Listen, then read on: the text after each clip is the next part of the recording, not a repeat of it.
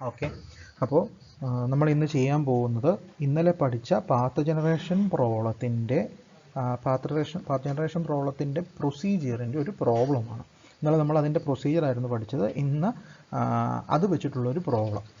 നിങ്ങൾ ഇന്നലെ പഠിച്ച ടോപ്പിക്കും ഇനി പഠിപ്പിക്കാൻ പോകുന്ന ഈ പ്രോബ്ലവും ഒരു കാരണവശാലും സ്കിപ്പ് ചെയ്യരുത്. ഈ പ്രോബ്ലം ഇത്തവണ ചോദിക്കാൻ ഏറ്റവും കൂടുതൽ സാധ്യതയുള്ളതാണ്. സിലബസിൽ പറഞ്ഞിരിക്കുന്ന ടെക്സ്റ്റ് ബുക്കിലെ പ്രോബ്ലമാണ്. ആ ടെക്സ്റ്റ് ബുക്കിലുള്ള എല്ലാ ചോദ്യങ്ങളും ചോദിച്ചിട്ടുണ്ട്, ഇതൊഴിച്ച്. കഴിഞ്ഞ തവണ ഇതിന് തൊട്ട് മുമ്പുള്ള ചോദ്യം വരെ ചോദിച്ചു. അപ്പോൾ ഇത്തവണ ഇത് എന്തുകൊണ്ടും എല്ലാ കൊല്ലവും അതിൽ നിന്ന് തന്നെയാണ് ക്വസ്റ്റ്യൻ വരാറുള്ളത്. അപ്പോൾ ഇക്കൊല്ലം ഇതിൽ നിന്ന് ചോദിക്കാൻ ഹൈ ചാൻസ് ഉള്ള നല്ല ഒരു 99% ചോദിക്കാൻ സാധ്യതയുള്ളൊരു ചോദ്യമാണിത്. അത്യാവശ്യം നല്ല പാടാണ്. അപ്പോൾ ഇത് നിങ്ങൾ മനസ്സിലാക്കിയല്ല എങ്കിൽ പോലും കാണാതെയെങ്കിലും ഇതിൻ്റെ പ്രൊസീജിയർ, ആ സ്റ്റെപ്പ്, ഇതെന്താണ് ചെയ്യുന്നത് എന്ന് പഠിച്ചു വെക്കണം. കഴിഞ്ഞ ക്ലാസ്സുകളിൽ ഞാൻ പഠിപ്പിച്ചത് മനസ്സിലായവർക്ക് ഇത് നല്ല എളുപ്പമായിരിക്കും. ഇതുവരെ കഴിഞ്ഞ ക്ലാസ്സുകളിൽ പഠിപ്പിച്ച കാര്യങ്ങൾ മനസ്സിലാകാത്തവർക്ക് അത് പാടായിരിക്കും. കാരണം കഴിഞ്ഞ ക്ലാസ്സിൽ പഠിപ്പിച്ചതിൻ്റെ ഒരു കണ്ടിന്യൂഷനാണ് ഇപ്പം വരുന്നത്. അന്ന് പഠിപ്പിച്ച കാര്യങ്ങളെല്ലാം ഇതിൻ്റെ അകത്ത് നമ്മൾ യൂസ് ചെയ്യുന്നുണ്ട്. Design a four link mechanism. So ഒരു 4 ബാർ മെക്കാനിസം ഉണ്ടാക്കേണ്ട ഒരു മെക്കാനിസമാണ്. To coordinate the following 3 positions of the coupler point. അതായത് കപ്ലർ പോയിന്റിലെ 3 പൊസിഷനുകളെ കോർഡിനേറ്റ് ചെയ്യണം. അപ്പോൾ അതിൽ നിന്ന് തന്നെ നമ്മൾ മനസ്സിലാക്കണം ഇത് പാത്ത് ജനറേഷൻ പ്രോബ്ലമാണ്. കാരണം പാത്ത് ജനറേഷൻ പ്രോബ്ലം ആണെങ്കിലാണ് കപ്ലർ ലിങ്കിലെ ഏതെങ്കിലും ഒരു പോയിന്റ് മൂവ് ചെയ്യേണ്ട പാത്ത് നമുക്ക് തരും. അതിൻ്റെ 3 പോയിന്റുകൾ തരും.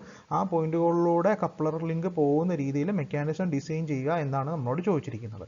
ആ പോയിന്റുകൾ തന്നിട്ടുണ്ട്. The positions are given with respect to coordinate axis. ഇതാണ് ആ പോയിന്റുകൾ കണ്ടുപിടിക്കാൻ തന്നിരിക്കുന്ന കാര്യങ്ങൾ. ഒരു ഡിസ്റ്റൻസ്, ഒരു ആംഗിൾ, ഒരു ഡിസ്റ്റൻസ്, ഒരു ആംഗിൾ, ഒരു ഡിസ്റ്റൻസ്, ഒരു ആംഗിൾ.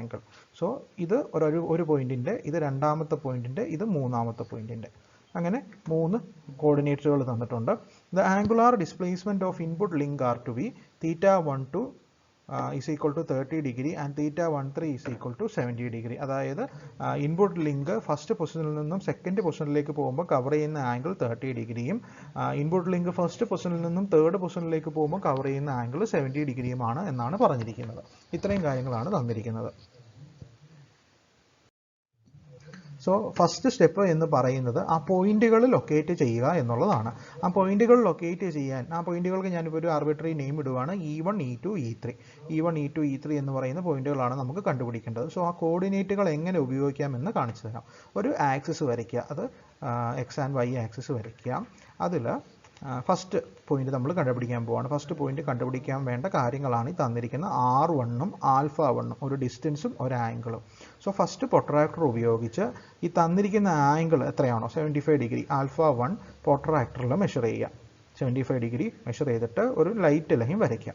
ഇനി ഡിസ്റ്റൻസ് തന്നിരിക്കുന്നത് എത്രയാണെന്ന് നോക്കുക, 55 മില്ലിമീറ്റർ അല്ലേ. സോ ആ ലൈനിൽ 55 മില്ലിമീറ്റർ മെഷർ ചെയ്ത്, ഇതെല്ലാം ഡോട്ടഡ് ലൈനാണ്. കറക്റ്റ് 55 മില്ലിമീറ്റർ എവിടെയാണോ തീരുന്നത് അതാണ് നമ്മളുടെ ഫസ്റ്റ് പോയിൻ്റായ E1. സിമിലർലി അടുത്തത് R2 70 മില്ലിമീറ്റർ, α2 50 ഡിഗ്രി. സോ ഒരു പ്രൊട്രാക്ടറിൽ നേരത്തെ എടുത്തപ്പോൾ തന്നെ 50 ഡിഗ്രി ആംഗിൾ എടുത്തൊരു ലൈൻ വരയ്ക്കുക, ലൈറ്റ് ആയിട്ടുള്ളൊരു ലൈൻ വരയ്ക്കുക. ആ ലൈനിൽ 70 മില്ലിമീറ്റർ ഡിസ്റ്റൻസ് മെഷർ ചെയ്ത് മാർക്ക് ചെയ്യുമ്പോൾ നിങ്ങൾക്ക് കിട്ടുന്ന പോയിൻ്റാണ് സെക്കൻഡ് പോയിൻ്റ് ആയിട്ടുള്ള E2. സിമിലർലി 40 ഡിഗ്രി മെഷർ ചെയ്ത് ഒരു ലൈൻ വരച്ച് ആ ലൈനയിൽ 75 മില്ലിമീറ്റർ ഡിസ്റ്റൻസ് മാർക്ക് ചെയ്യുമ്പോൾ നിങ്ങൾക്ക് കിട്ടുന്ന പോയിൻ്റാണ് തേർഡ് പോയിൻ്റ് ആയിട്ടുള്ള E3. ഇതാണ് first step. E1, E2, E3 എന്നീ പോയിന്റുകൾ ലൊക്കേറ്റ് ചെയ്യുക.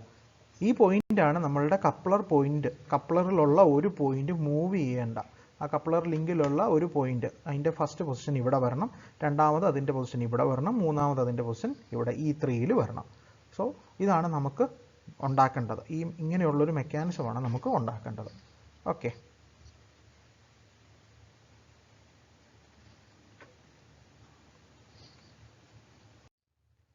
അടുത്ത സ്റ്റെപ്പ്. ഇനി ഇതൊരു അല്പം കോംപ്ലിക്കേറ്റഡ് ആവും. ഇത് വളരെ ശ്രദ്ധിച്ചിരിക്കുക. ഒറ്റ പ്രോബ്ലമേ ഉള്ളൂ, ഈ ഒരേ ഒരു പ്രോബ്ലമേ ഉള്ളൂ. വരാൻ സാധ്യതയുള്ള പ്രോബ്ലം തന്നെയാണത്, വരാൻ നല്ല സാധ്യതയുള്ള പ്രോബ്ലമാണ്. അപ്പോൾ ഇത് ശ്രദ്ധിച്ച് കേട്ടിരിക്കുക. ആ സ്റ്റെപ്പുകൾ പലവട്ടം കേട്ട്, ഇതിൻ്റെ വീഡിയോസും മറ്റും ഞാൻ ഇടുമ്പോൾ പലവട്ടം കേട്ടത് മനസ്സിൽ കാണാതെ ആക്കി വെക്കുക. മനസ്സിലാക്കി പഠിക്കുന്നതിനേക്കാൾ മനസ്സിലാക്കി പഠിച്ചാൽ അത്രയും നല്ലത്. പക്ഷേ ഒരു 2-3 തവണ കാണാതെ പഠിച്ച് കഴിയുമ്പോൾ തന്നെ അത് മനസ്സിലായിക്കോളും. അതാണ് ഈ പ്രോബ്ലങ്ങളുടെ എല്ലാം പ്രത്യേകത. സോ നെക്സ്റ്റ് സ്റ്റെപ്പ് എന്ന് പറയുന്നത് ആർബിട്രറി ആയിട്ടുള്ള ഒരു പോയിന്റ് ചൂസ് ചെയ്യുക. ആ പോയിന്റ് എന്ന് പറയുന്നത് നമ്മളുടെ ഫസ്റ്റ് ഫിക്സഡ് പിവറ്റാണ്. ഞാൻ ആ എ എന്ന് പറയുന്ന നമ്മൾ നേരത്തെ വരച്ച ആക്സിസ് എന്ന് പറയുന്നത് ഇങ്ങനെ ആയിരുന്നല്ലോ, ഇതായിരുന്നു വൈ ആക്സിസ്, ഇത് എക്സ് ആക്സിസ്. സോ ആ ആക്സിസിൻ്റെ ഒറിജിൻ തന്നെ ഞാൻ ഫിക്സഡ് പിവട്ടായിട്ട് ചൂസ് ചെയ്തു. എവിടെ വേണമെന്ന് നിങ്ങൾക്ക് ചൂസ് ചെയ്യാം, പക്ഷേ നമ്മുടെ പടം കുറച്ചും കൂടെ സിമ്പിൾ ആവാനും നിങ്ങൾക്ക് പ്രോബ്ലം കുറച്ചും കൂടെ സിമ്പിൾ ആവാനും വേണ്ടിയിട്ട് നമ്മൾ ഇവിടെ ചൂസ് ചെയ്തു. അത് ഇങ്ങനെ തന്നെ, ഈ പ്രോബ്ലം വരുമ്പോൾ ഇവിടെ തന്നെ ചൂസ് ചെയ്താൽ മതി. ഓക്കെ, സോ ഈ പൊസിഷൻ ചൂസ് ചെയ്തു. ഇതാണ് നമ്മളുടെ first arbitrary fixed pivot. Okay, ഇനി ഈ പോയിന്റിൽ നിന്ന് ഇപ്പം നമുക്ക് നോക്കി അറിയാം, ഈ പോയിന്റിൽ നിന്ന് നമ്മൾ E1ലേക്ക് ലൈൻ വരച്ചിട്ടുണ്ട്, ഡോട്ടഡ് ലൈൻ വരച്ചിട്ടുണ്ട്, E2ലേക്ക് ലൈൻ വരച്ചിട്ടുണ്ട്, E3ലേക്ക് ലൈൻ വരച്ചിട്ടുണ്ട്. ഓക്കെ, സോ ഈ E1, E2, E3 എന്ന് പറയുന്നത് ആ കപ്ലറിലെ പോയിന്റിൻ്റെ first position, second position, third position എന്നിവയാണ്. ഇനി ചെയ്യേണ്ടത് ഈ ഫിക്സഡ് പിവറ്റിൽ നിന്നും E2ലേക്ക് വരച്ച ലൈനിൽ നിന്നും ക്രാങ്കിൻ്റെ രണ്ട് ആംഗിൾസ് തന്നിട്ടുണ്ട്, ഇൻപുട്ട് ആംഗിൾസ് θ12ഉം θ13ഉം. θ12 എത്രയാണ്? 30 ഡിഗ്രി. ആ 30 ഡിഗ്രി കൗണ്ടർ ക്ലോക്ക് വൈസ് ഡയറക്ഷനിൽ A1 E2വിൽ നിന്നും 30 ഡിഗ്രി കൗണ്ടർ ക്ലോക്ക് വൈസ് ഡയറക്ഷനിൽ മെഷർ ചെയ്ത് ഒരു ഡോട്ടഡ് ലൈൻ വരച്ച് കോമ്പസിൽ A1 E2 ഡിസ്റ്റൻസ് എടുത്ത് A1ൽ കുത്തി ഒരു ആർക്ക് വരയ്ക്കുക. അതാണ് ഈ കാണുന്ന ആർക്ക്. സോ ഈ ആർക്ക് ഇപ്പം നമ്മൾ വരച്ച ഈ ലൈനിൽ ഇൻ്റർസെക്റ്റ് ചെയ്യുന്ന പോയിന്റിന് E2' എന്ന് കൊടുക്കുക, പേര് കൊടുക്കുക. സിമിലർലി A1 E3യിലേക്ക് വരച്ച ലൈനിൽ നിന്നും θ13 എത്രയാണെന്ന് ക്വസ്റ്റ്യനിൽ പറഞ്ഞിട്ടുണ്ട്, അത് 70 ഡിഗ്രിയാണ്. അത് കൗണ്ടർ ക്ലോക്ക് വൈസ് ഡയറക്ഷനിൽ മെഷർ ചെയ്യുക. 70 ഡിഗ്രി കൗണ്ടർ ക്ലോക്ക് വൈസ് ഡയറക്ഷനിൽ മെഷർ ചെയ്ത് ഒരു ലൈൻ ചുമ്മാ അങ്ങ് വരച്ചിടുക. എന്നിട്ട് കോമ്പസിൽ A1 E3 ഡിസ്റ്റൻസ് മെഷർ ചെയ്ത് A1 സെൻറ്റർ ആക്കിക്കൊണ്ട് ഒരു ആർക്ക് വരയ്ക്കുക. ഈ ആർക്ക് നമ്മൾ തൊട്ട് മുമ്പ് വരച്ച ലൈനെ ഇൻ്റർസെക്റ്റ് ചെയ്യുന്ന പോയിന്റിന് E3' എന്ന് കൊടുക്കുക. സോ E2വിൽ നിന്ന് ആർക്ക് വരയ്ക്കുമ്പോൾ കട്ട് ചെയ്യുന്ന പോയിന്റ് E2', E3യിൽ നിന്ന് ആർക്ക് വരയ്ക്കുമ്പോൾ കട്ട് ചെയ്യുന്ന പോയിന്റ് E3'. ഓക്കെ, അടുത്ത സ്റ്റെപ്പ് E1ഉം E2'ഉം ഡോട്ടഡ് ലൈൻസ് ഉപയോഗിച്ച് ജോയിൻ ചെയ്യുക. E1ഉം E3'ഉം ഡോട്ടഡ് ലൈൻ ഉപയോഗിച്ച് ജോയിൻ ചെയ്യുക. E1 E2' ഒരു പെർപെൻഡിക്കുലാർ ബൈസെക്ടർ വരയ്ക്കുക. E1 E3' ഒരു പെർപെൻഡിക്കുലാർ ബൈസെക്ടർ വരയ്ക്കുക. ഈ രണ്ട് പെർപെൻഡിക്കുലാർ ബൈസെക്ടറും കൂടെ മീറ്റ് ചെയ്യുന്ന ഈ പോയിന്റ് ആണ് നമ്മളുടെ ക്രാങ്കിൻ്റെ first position. Suppose crank AB ആണെന്നുണ്ടെങ്കിൽ അതിൻ്റെ ഫസ്റ്റ് പൊസിഷനെ റെപ്രസെൻറ്റ് ചെയ്യാൻ B1 എന്നിവിടെ മാർക്ക് ചെയ്യുക. ഓക്കെ, ഇനി ഞാൻ ഈ പടം ഒന്ന് സിംപ്ലിഫൈ ചെയ്യുവാണ്, നിങ്ങൾക്ക് മനസ്സിലാവാൻ വേണ്ടിയിട്ടാണ്. നിങ്ങൾ വരയ്ക്കുമ്പോൾ എല്ലാം ഒന്നിന് മുകളിൽ ഒന്നൊന്നായിട്ട് വരച്ചാൽ മതി. ഇനി അങ്ങോട്ട് പോകുമ്പോൾ ഒത്തിരി ലൈൻസും മറ്റും ഇതിൻ്റെ മുകളിലേക്ക് വരാനുള്ളത് കൊണ്ട് ഈ ഫിഗറിൽ നിന്ന് നമുക്ക് വേണ്ട കാര്യങ്ങൾ മാത്രം എടുത്ത് അല്ലാത്തതിനെ എല്ലാം മായ്ച്ചു കളയുന്നു. നമുക്ക് വേണ്ട കാര്യങ്ങൾ എന്ന് പറഞ്ഞു കഴിഞ്ഞാൽ A1 വേണം, B1 വേണം, E1 വേണം, E2 വേണം, E3 വേണം. ഇത്രയും കാര്യങ്ങളാണ് നമുക്ക് വേണ്ടത്. ഈ E2'ഉം E3'ഉം ഒന്നും ആവശ്യമില്ല, കാരണം അവയൊക്കെ നമ്മൾ വരച്ചത് ഈ B1 എന്ന് പറയുന്ന ഒരു പോയിന്റ് കിട്ടാൻ വേണ്ടി മാത്രമായിരുന്നു. സോ നമുക്ക് വേണ്ടത് A1, B1, E1, E2 and E3, ഇത്രയുമാണ് നമുക്ക് വേണ്ടത്. ഓക്കെ, ഇത് വെച്ച് നമുക്ക് ഈ ഫിഗർ ഒന്ന് വൃത്തിയാക്കാം. ഓക്കെ, അപ്പം ഞാൻ നമ്മുടെ ഫിഗർ ഒന്ന് വൃത്തിയാക്കി, ഇവയൊന്ന് വൃത്തിയാക്കി നിങ്ങൾക്ക് മനസ്സിലാവാൻ വേണ്ടിയിട്ട്. B1, A1, B1, E1 ഇവിടെ ഉണ്ട്, E2 ഇവിടെ ഉണ്ട്, E3 ഇവിടെ ഉണ്ട്.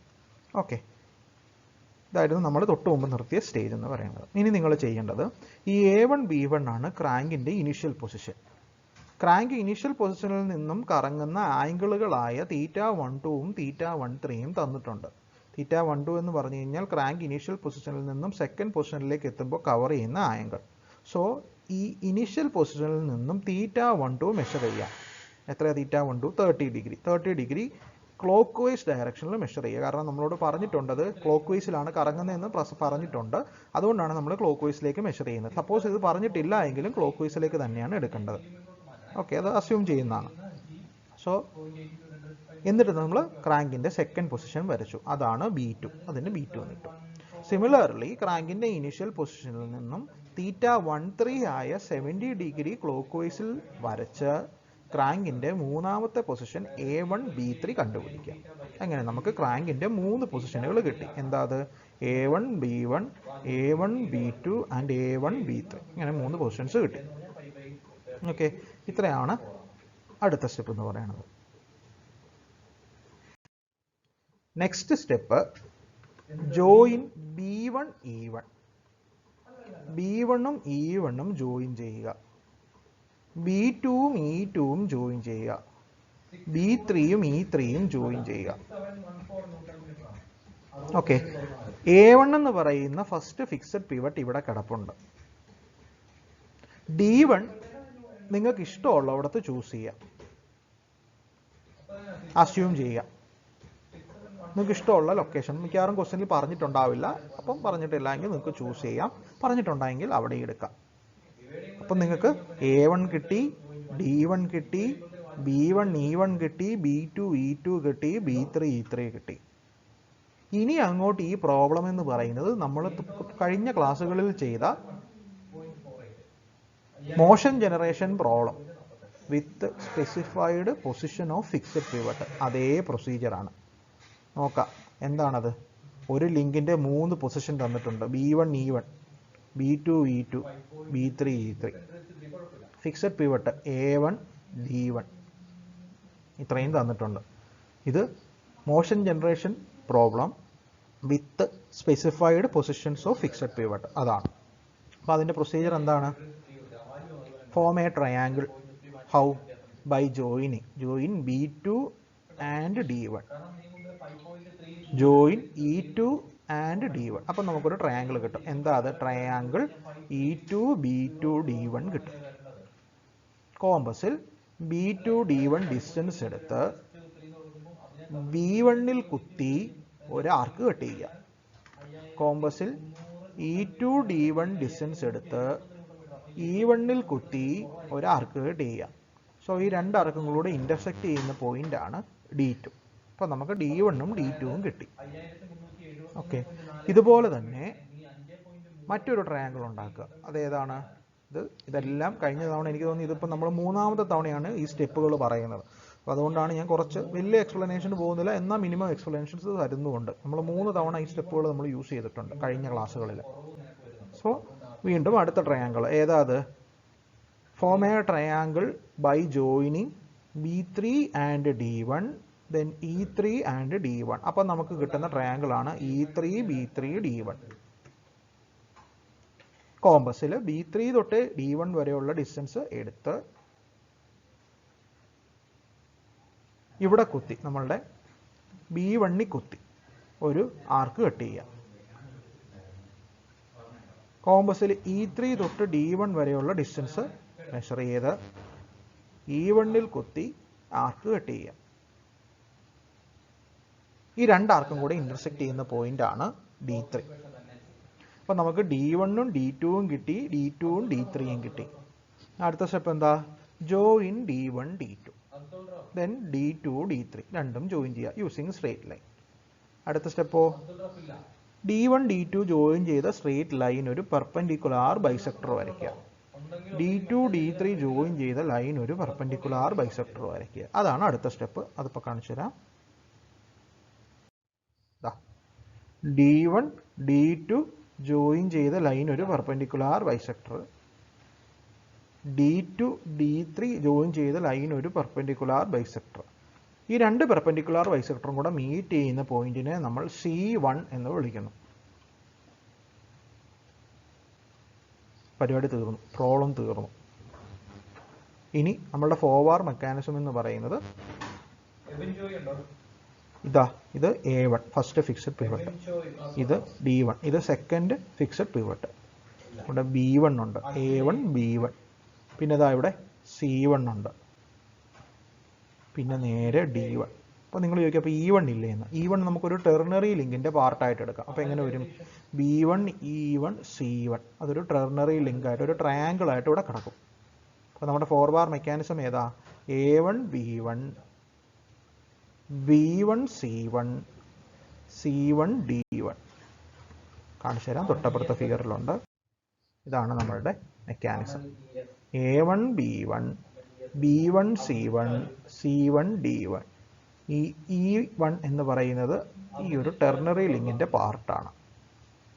നിങ്ങൾ ഇങ്ങനെ സെപ്പറേറ്റ് ആയിട്ട് ഫോർവാർ മെക്കാനിസം ഒന്നും വരയ്ക്കേണ്ട. ആ ഫിഗറിൻ്റെ അകത്ത് ഈ ഫോർവാർ മെക്കാനിസം മാത്രമേ ഡാർക്ക് ലൈൻ ഉപയോഗിച്ച് കാണാവുള്ളൂ. ബാക്കിയെല്ലാം ഡോട്ടഡ് ലൈൻസും ലൈറ്റ് ലൈൻസും ആയിരിക്കണം. ലൈറ്റ് ലൈൻസ് എന്ന് ഉദ്ദേശിച്ചാൽ കാണാൻ മേലാത്ത ലൈൻ ആവരുത്. ഓട്ടോമാറ്റിക്കലി വളരെ പല പല ലെയേഴ്സ് ഓഫ് ലൈൻസ് വരുന്നത് കൊണ്ട് തന്നെ ഫിഗർ ഭയങ്കര കോംപ്ലിക്കേറ്റഡും കാണാൻ അത്ര സുഖവും ആയിരിക്കത്തില്ല. പക്ഷേ എന്നിരുന്നാലും അൾട്ടിമേറ്റ്ലി ഈ ഫോർവാർ മെക്കാനിസം മാത്രമേ അതിൻ്റെ അകത്ത് ഡാർക്ക് ലൈൻസ് ഉപയോഗിച്ച് വരയ്ക്കാവുള്ളൂ. ബാക്കിയെല്ലാം ലൈറ്റ് ലൈൻസ് അല്ലെങ്കിൽ ഡോട്ടഡ് ലൈൻസേ ഉപയോഗിക്കാവുള്ളൂ. ഇതാണ് നമ്മളുടെ ലാസ്റ്റ് ഗ്രാഫിക്കൽ മെത്തേഡ് ഉപയോഗിച്ചിട്ടുള്ള പ്രോബ്ലം. ഇതോടുകൂടി ഈ സിന്തസിസ് എന്ന് പറയുന്ന ടോപ്പിക്കിലെ ഗ്രാഫിക്കൽ മെത്തേഡ് ഉപയോഗിച്ചിട്ടുള്ള എല്ലാ ടോപ്പിക്കുകളും എല്ലാ പ്രോബ്ലങ്ങളും തീർന്നു. ഇനി അങ്ങോട്ട് ഉള്ളതെല്ലാം അനലിറ്റിക്കൽ മെത്തേഡ്സ് ആണ്. ഗ്രാഫിക്കൽ മെത്തേഡുകളെല്ലാം തീർന്നു. ഇന്ന് ഈ പഠിപ്പിച്ച പ്രോബ്ലമാണ് ഇതുവരെ പഠിപ്പിച്ചതിലെ ഏറ്റവും ഇമ്പോർട്ടൻറ്റും ഏറ്റവും പാടും ഇന്ന് പഠിപ്പിച്ചതാണ്. ഓക്കെ, അപ്പോൾ ഒരു കാരണവശാലും സ്കിപ്പ് ചെയ്യരുത്. യൂണിവേഴ്സിറ്റി എക്സാമിന് 30 മാർക്കോളം കിട്ടുന്നതാണത്. ഓക്കെ, സോ നമ്മളുടെ തിയററ്റിക്കൽ മെത്തേഡുകളെല്ലാം കഴിഞ്ഞ പ്രോബ്ലത്തോടു കൂടി തീർന്നു. ഇനി നമ്മൾ പഠിക്കാൻ പോകുന്നത് synthesis of mechanism by analytical മെത്തേഡാണ്. സോ അനലിറ്റിക്കൽ മെത്തേഡ് എന്ന് പറയുമ്പോൾ അത് ഒരു ഇക്വേഷൻ വെച്ചിട്ടുള്ള പരിപാടിയാണ്. ഇക്വേഷൻസ് സോൾവ് ചെയ്ത് മെക്കാനിസത്തിൻ്റെ ഡയമെൻഷൻസ് കണ്ടുപിടിക്കുന്നു. പറയുന്ന അത്ര എളുപ്പമല്ല. ഗ്രാഫിക്കൽ മെത്തേഡിനെ അപേക്ഷിച്ച് നോക്കുമ്പോൾ ഈ അനലിറ്റിക്കൽ മെത്തേഡ് കുറച്ചും കൂടെ ആക്യുറേറ്റ് ആണ്. പക്ഷെ അതുപോലെ തന്നെ നല്ല എഫേർട്ട് വേണം, കുറച്ച് സമയം കൂടുതലെടുക്കും. പിന്നെ ഈ ഗ്രാഫിക്കൽ മെത്തേഡിനെ അപേക്ഷിച്ച് ഈ അനലിറ്റിക്കൽ മെത്തേഡിനുള്ളൊരു വലിയ ഗുണം എന്താണെന്ന് വെച്ചാൽ നമുക്കിത് കമ്പ്യൂട്ടറിൽ പ്രോഗ്രാം ചെയ്യാൻ പറ്റും. അപ്പോൾ ആക്ച്വലി ഇപ്പോൾ ഈ മെത്തേഡുകൾ ഇപ്പോൾ വളരെ വ്യാപകമായിട്ട് കമ്പോണൻസ് ഒക്കെ ഡിസൈൻ ചെയ്യാനൊക്കെ യൂസ് ചെയ്യുന്നുണ്ട്. അപ്പോൾ നിങ്ങൾക്ക് അറിയാമായിരിക്കും, ഒരു ഈ ഇടയ്ക്ക് തന്നെ ഏറ്റവും ലേറ്റസ്റ്റ് ആയിട്ട് ഒരു കാർ കംപ്ലീറ്റ്ലി ആർട്ടിഫിഷ്യൽ ഇൻ്റലിജൻസ് കൊണ്ട് ഡിസൈൻ ചെയ്തിട്ടുണ്ട്. നെറ്റിലൊക്കെ സെർച്ച് ചെയ്താൽ അറിയാം. അതായത് ഹ്യൂമൻസിൻ്റെ മിനിമം ഹെൽപ്പോടുകൂടി കംപ്ലീറ്റ് ആർട്ടിഫിഷ്യൽ ഇൻ്റലിജൻസ് ഉപയോഗിച്ച് ഒരു റിയൽ കാർ ഡിസൈൻ ചെയ്തിട്ടുണ്ട്. അതിൻ്റെ ഫ്രെയിമാണ് ഡിസൈൻ ചെയ്തിരിക്കുന്നത്. സോ അതിനൊക്കെ യൂസ് ചെയ്തിരിക്കുന്നത് ഈ അനലിറ്റിക്കൽ മെത്തേഡ്സ് ആണ്, ഇക്വേഷൻസ് ആണ് യൂസ് ചെയ്തിരിക്കുന്നത്. സോ നിങ്ങൾക്ക് പഠിക്കാനുള്ള അനലിറ്റിക്കൽ മെത്തേഡ് എന്ന് പറയുന്നത് മെയിൻലി രണ്ടെണ്ണമേ പഠിക്കാനുള്ളൂ. ഒന്ന് ഫ്രീഡൻസ്റ്റീൻസ് ഇക്വേഷൻ, മറ്റൊന്ന് ചെബിഷെവ് സ്പേസിംഗ് ഇക്വേഷൻ. സോ ഇത് വളരെ ഇമ്പോർട്ടൻ്റ് ആണ്. ഈ രണ്ട് മെത്തേഡും വളരെ ഇമ്പോർട്ടൻ്റ് ആണ്. ഇത് തിയറി ആയിട്ടും യൂണിവേഴ്സിറ്റി എക്സാമിൽ ചോദിച്ചിട്ടുണ്ട്, പ്രോബ്ലമായിട്ട് യൂണിവേഴ്സിറ്റി എക്സാമിൽ ചോദിച്ചിട്ടുണ്ട്. പ്രോബ്ലമായിട്ട് എന്ന് പറഞ്ഞാൽ 10 മാർക്കിൻ്റെ ഒറ്റ പ്രോബ്ലം, നല്ല ലെങ്ത് ഉള്ള പ്രോബ്ലം ആയിരിക്കും, നല്ല സമയമെടുത്ത് സോൾവ് ചെയ്യേണ്ട പ്രോബ്ലമാണ്. മിനിമം എല്ലാ ക്വസ്റ്റ്യൻ പേപ്പറിലും ഒരു ചോദ്യം 10 മാർക്കിൻ്റെ. അത് തിയറി ചോദിച്ചാലും ഇല്ലല്ലോ, ചിലപ്പോൾ തിയറിയും കൂടുതൽ ചോദിക്കും, ചിലപ്പോൾ തിയറി ചോദിക്കാറില്ല, പ്രോബ്ലം ആയിരിക്കും ചോദിക്കണം. പക്ഷേ എങ്ങനെ വന്നാലും പ്രോബ്ലം എല്ലാ ക്വസ്റ്റ്യൻ പേപ്പറിലും തന്നെ നമ്മളുടെ ഓവർലേ മെത്തേഡ് പോലെ തന്നെ ഇമ്പോർട്ടൻ്റ് ആയിട്ട് ഈ ചെബിഷെവ് സ്പേസിങ്ങിൻ്റെയും ഫ്രീഡൻസ്റ്റീൻസ് ഇക്വേഷൻ്റെയും പ്രോബ്ലം. നിങ്ങൾ ഇതിനെ രണ്ട് മെത്തേഡായിട്ട് കാണണ്ട, രണ്ടും പരസ്പരം ലിങ്ക്ഡ് ആണ്. ഇതിൽ അതായത് ഒന്നിൻ്റെ കണ്ടിന്യൂവേഷനാണ് മറ്റൊരു മെത്തേഡ്. അപ്പോൾ രണ്ട് മെത്തേഡായിട്ട് നിങ്ങൾ കാണുന്നേക്കാൾ ഇതൊരൊറ്റ മെത്തേഡായിട്ട് തന്നെ കണ്ടാൽ മതി. പക്ഷേ ചോദിക്കുമ്പോൾ ഇത് രണ്ടും സെപ്പറേറ്റ് ആയിട്ട് ചോദിക്കുക. കാരണം ഇത് രണ്ടും കൂടെ ചോദിച്ചു കഴിഞ്ഞാൽ ഒരിക്കലും നമുക്ക് ഒരു എക്സാമിൽ 3 മണിക്കൂറിൻ്റെ ഒരു എക്സാമിൽ നമുക്ക് ചെയ്യാൻ പറ്റത്തില്ല എന്ന് ക്വസ്റ്റ്യൻ ഇടുന്നവർക്ക് അറിയാവുന്നതുകൊണ്ട് തന്നെ രണ്ടായിട്ട് ചോദിക്കാൻ സാധ്യതയുണ്ട്. അതല്ലെങ്കിൽ കുറച്ചും കൂടെ സിംപ്ലിഫൈ ചെയ്തിട്ടൊക്കെ ചോദിക്കാൻ സാധ്യതയുണ്ട്. വളരെ ഇമ്പോർട്ടൻ്റ് ആണ് ഈ ഫ്രീഡൻസ്റ്റീൻസ് ഇക്വേഷനും ചെബിഷെവ് സ്പേസിങ്ങും വളരെ ഇമ്പോർട്ടൻ്റ് ആണ്. അത് പ്രോബ്ലവും തിയറിയും രണ്ടും ചോദിച്ചിട്ടുണ്ട്. മിനിമം ഒരു 30 മാർക്കിൻ്റെ ചോദ്യം എല്ലാ ക്വസ്റ്റ്യൻ പേപ്പറിലും ഈ ഒരു ടോപ്പിക്കിൽ നിന്ന് ഉദ്ദേശിക്കുന്നത് സിന്തസിസ് എന്ന് പറയുന്ന ഈ ഒരു ടോപ്പിക്കിൽ നിന്ന് ചോദിച്ചിട്ടുണ്ട്. അതിൽ ഏറ്റവും കൂടുതൽ തവണ ചോദിച്ചിരിക്കുന്നത് ഈ ചെബിഷെവ് സ്പേസിങ്, ഓവർലേ മെത്തേഡ് എന്നിവയൊക്കെയാണ്. അപ്പോൾ അതാണ് നമ്മൾ ഇനി അങ്ങോട്ട് പഠിക്കാൻ പോകുന്ന 2 ടോപ്പിക്കേ ഉള്ളൂ. 2 ടോപ്പിക്കോടുകൂടി നമ്മളുടെ എൻ്റയർ മൊഡ്യൂൾ തീരുന്നതായിരിക്കും. ഇത് വളരെ ഇമ്പോർട്ടൻ്റ് ആണ്.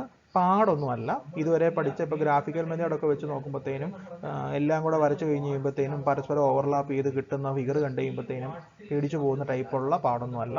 കാര്യങ്ങളൊക്കെ മനസ്സിലാക്കി സ്റ്റെപ്പ് എന്താണെന്ന് മനസ്സിലാക്കി കഴിഞ്ഞാൽ ഇക്വേഷനൊക്കെ ഒന്ന് കാണാതെ പഠിച്ച് ഇത് എങ്ങനെയാണ് ചെയ്യുന്നത് ഒരു പ്രോബ്ലം വ്യക്തമായിട്ട് മനസ്സിലാക്കി ചെയ്ത് കഴിഞ്ഞാൽ നിങ്ങൾക്ക് ആ പരിപാടി കിട്ടും. അത് രണ്ടും ഷെബിഷേവ് സ്പേസിംഗ് ആണെങ്കിലും ബ്രൺസ്റ്റീൻസ് ഇക്വേഷൻ ആണെങ്കിലും ഒരൊറ്റ പ്രോബ്ലം മനസ്സിരുത്തി സംഭവങ്ങളൊന്ന് ചെയ്ത് നോക്കി കഴിഞ്ഞ് കഴിഞ്ഞാൽ ആ മെത്തേഡ് നിങ്ങൾക്ക് കിട്ടും. അതല്ലെങ്കിൽ നിങ്ങൾക്ക് എവിടെയെങ്കിലും തെറ്റിപ്പോകും. സോ ഇതാണ് ഇന്ന് നമ്മൾ പഠിക്കുന്നില്ല, ഇന്നൊരു ജസ്റ്റ് ഒരു ഇൻട്രൊഡക്ഷൻ തന്നേ ഉള്ളൂ. നാളെയും അടുത്ത ക്ലാസ്സുകളിലുമായിട്ട് നമ്മൾ പഠിക്കാൻ പോകുന്നത് ഈ ബ്രൺസ്റ്റീൻസ് ഇക്വേഷനും ഷെബിഷേവ് സ്പേസിങ്ങും ആയിരിക്കും. ഓക്കെ.